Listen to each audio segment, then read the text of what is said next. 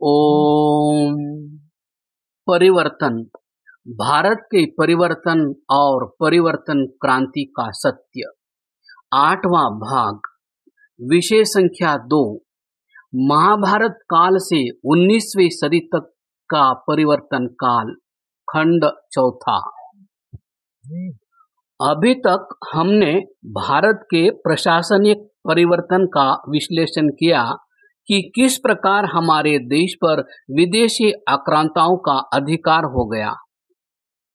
अब कुछ बिंदुओं में हम यह भी देखेंगे कि इन सभी विदेशी आक्रांताओं की सत्ताओं ने भारत को क्या से क्या बना दिया।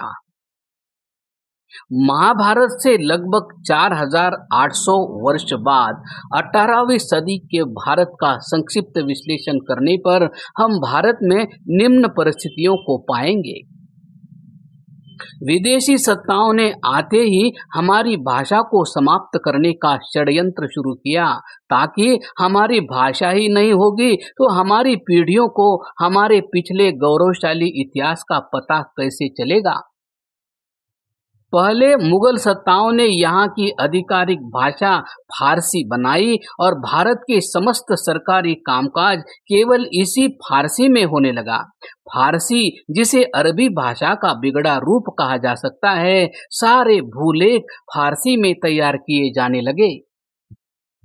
हमारे लोग भी केवल फारसी ही पढ़ने लगे और उसका एक स्थानीय रूप उर्दू यहाँ की प्रचलित भाषा बन गई।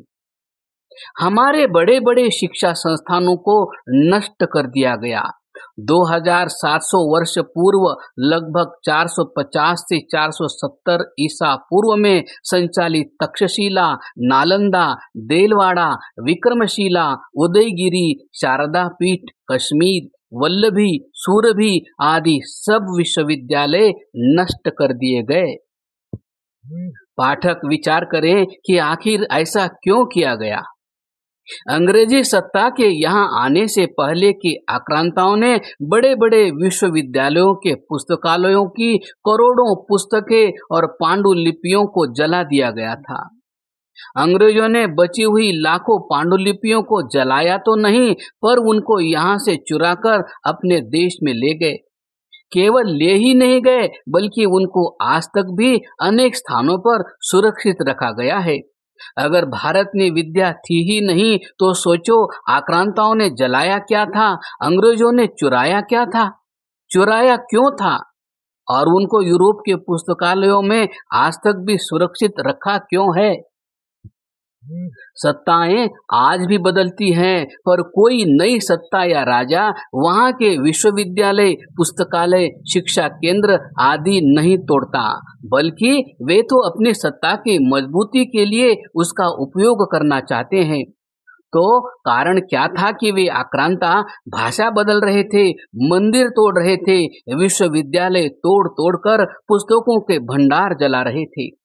वे उन्हें अपने काम में ला सकते थे, पर इसके पीछे बहुत ही मनोवैज्ञानिक और महत्वपूर्ण कारण थे। यह कोई केवल धार्मिक उन्माद और गुस्से की कार्यवाही नहीं थी, बल्कि सोची समझी षड्यंत्रकारी कार्यवाही थी। इसका उत्तर स्पष्ट है।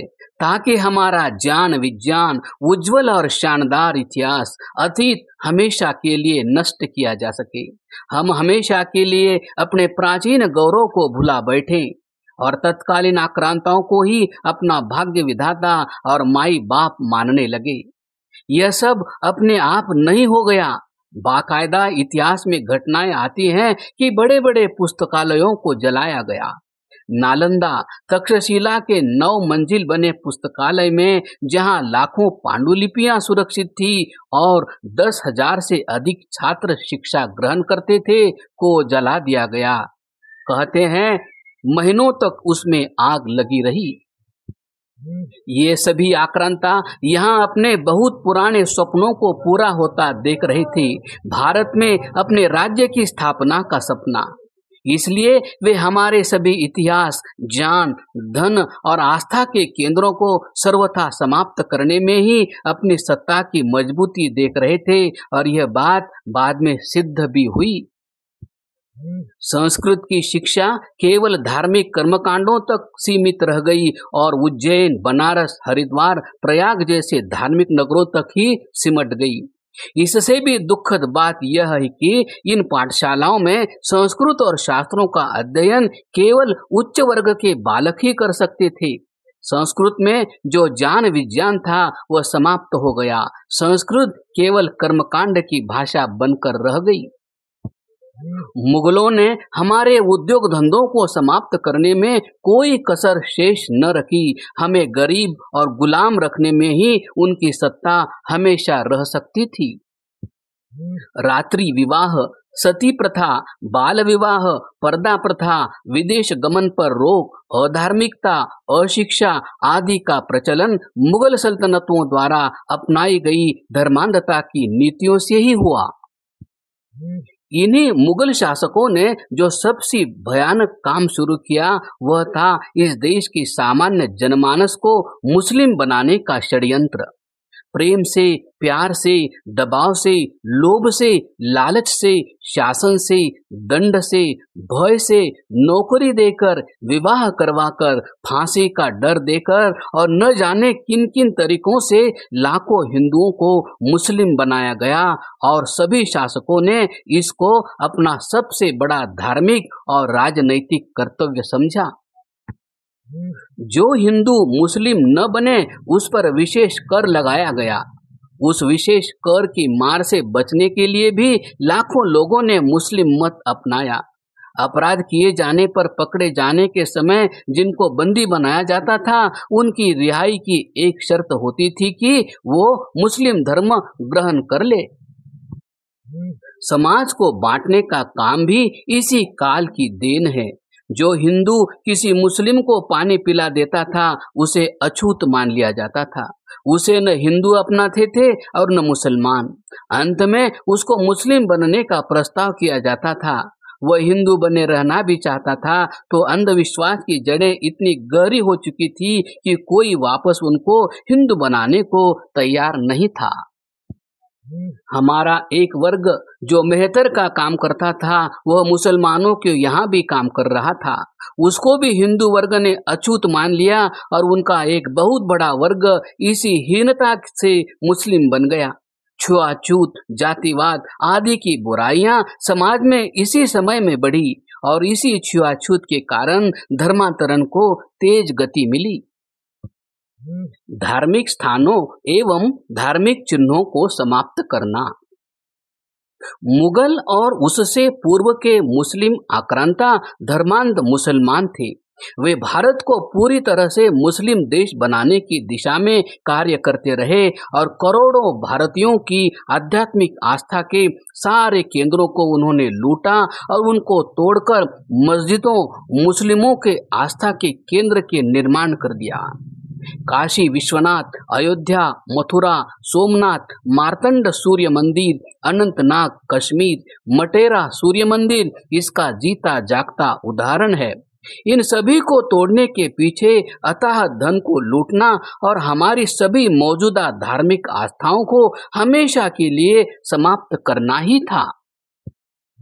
हजारों मंदिरों और आस्था के स्मारकों को तोड़ने के पश्चात भी जब यह महसूस किया गया कि इनकी तो अपने महापुरुषों पर अभी भी अगाध आस्था कायम है, तब एक और भयानक षड्यंत्र की शुरुआत हुई और वह षड्यंत्र था हमारी आस्था के केंद्र बिंदु रहे मर्यादा पुरुषोत्तम श्री राम, योगेश्वर श्री कृष्ण, भगवान शिव, विष्णु आदि के जीवन को कलंकित करने का षड्यंत्र। हमारे ग्रंथों में मिलावट का दौर इसी समय आरंभ हुआ। रामायण और महाभारत आदि ग्रंथों को उर्दू और फारसी में अनुवाद करवाया गया क्योंकि उनका षड्यंत्र यही था कि आने वाली पीढ़ियां वही रामायण और महाभारत पढ़े जो फारसी या उर्दू में लिखी गई है। हैरान करने वाली बात पाठक देखेंगे कि इन पुस्तकों की शुरुआत बिस्मिल्लाह ए रहमान अर रहीम से की गई। बाकी पाठक समझ ही गए होंगे कि कालांतर में अगर केवल फारसी ही जिंदा रह जाती तो हम एक एक हिंदू बालक बिस्मिल्लाह ए रहमान अर रहीम से ही रामायण की शुरुआत करता। जिन श्री कृष्ण को गीता जैसे महान ग्रंथ का रचयिता कहते हैं, महाभारत के युद्ध का महान नायक कहते हैं, 16 कला संपूर्ण निष्कलंक व्यक्तित्व बताया जाता है, उस महान योगीराज श्री कृष्ण को गोपियों के साथ रास रचाने वाला, राधा के संग नृत्य नाच करने वाला आखिर किसने बताया, किस काल में बताया? क्या कभी हमने इसका पता लगाने का प्रयत्न किया?